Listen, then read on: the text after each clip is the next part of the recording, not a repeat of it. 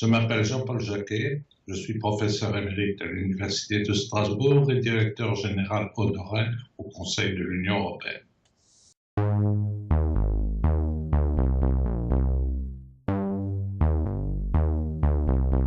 Le processus d'adhésion de l'Union à la Convention européenne des droits de l'homme est un long processus. C'est la troisième fois que la Cour de justice, soit officieusement pour la première fois, soit dans deux avis, émet des objections à l'adhésion à la Convention. Alors, on peut se demander pourquoi ce processus tout d'abord.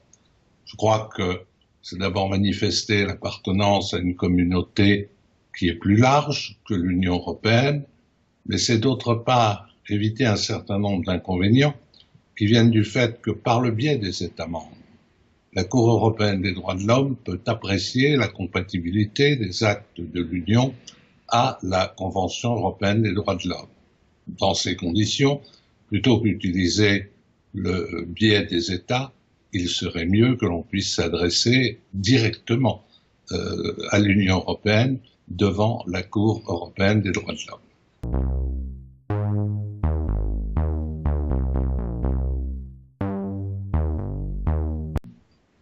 On peut hésiter quant à la réponse négative apportée par la Cour.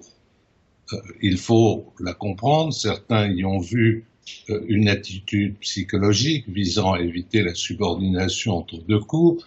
Je crois qu'il faut laisser ces discussions derrière nous et s'intéresser essentiellement aux problèmes qui se posent, à la manière de les résoudre.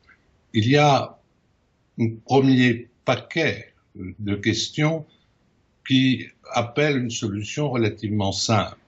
Elles avaient déjà été envisagées par les négociateurs, mais la Cour de justice a estimé que les solutions apportées n'étaient pas suffisantes et sur ce point, de légères corrections permettraient d'améliorer sérieusement la situation.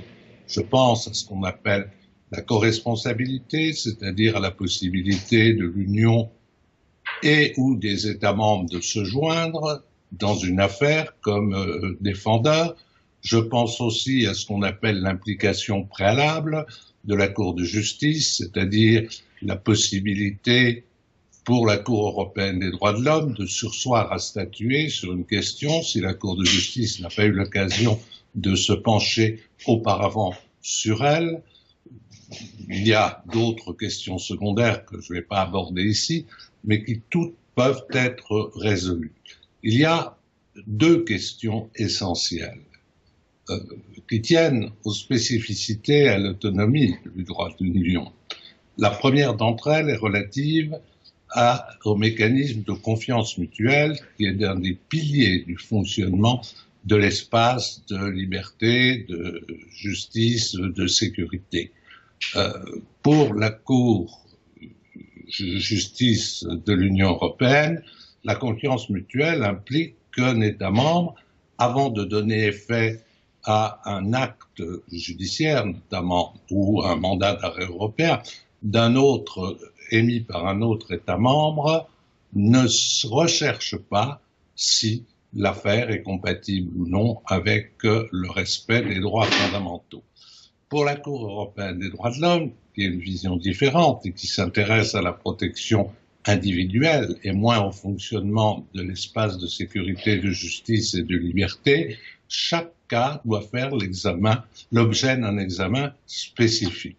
Si cette vision était retenue, l'espace serait totalement paralysé. Donc, il faut trouver un moyen terme.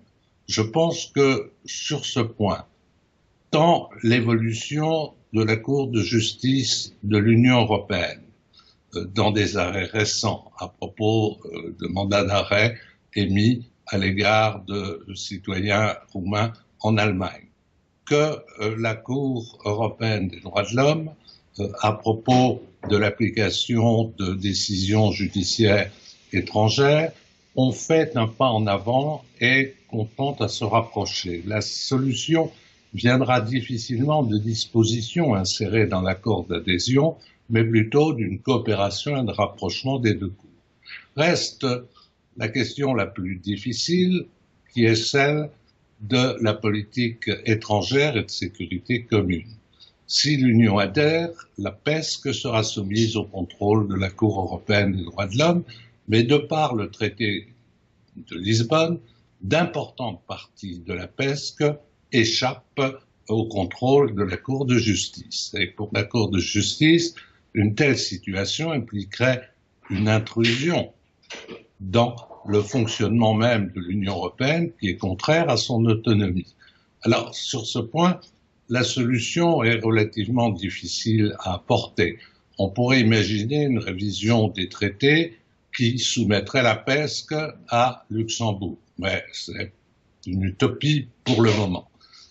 Pour ma part, je suis partisan d'une solution plus modeste qui impliquerait que la Cour de justice serait compétente uniquement sur la compatibilité des mesures PESC avec la Charte. Je dois ajouter que le problème ne réside pas dans le contrôle des actes de l'Union elle-même dans la plupart des cas.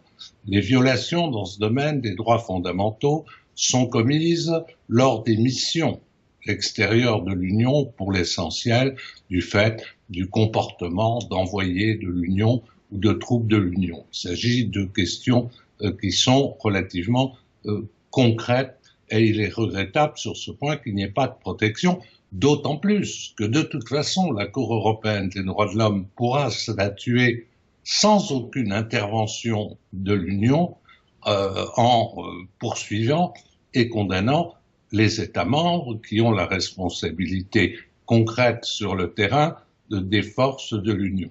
Donc, pourquoi ne pas faire un pas en avant pour permettre à l'Union elle-même de pouvoir intervenir en tant que partie devant la Cour de justice? Les réflexions sont en cours, le processus sera sans doute lent, il faut que les esprits s'adaptent, mais le président de la Cour de justice lui-même disait l'an dernier à Bruxelles, et il faut le souligner, qu'en tant que telle, la Cour de justice ne voit pas d'objection à l'adhésion. Ce qu'elle souhaite seulement, c'est que la Cour européenne des droits de l'homme ne puisse pas se prononcer sans qu'elle ait eu elle-même l'occasion de se prononcer avant et de corriger les violations. Si on travaille dans cet esprit, avec de la réflexion, je pense qu'une solution pourra, dans quelques années, être trouvée.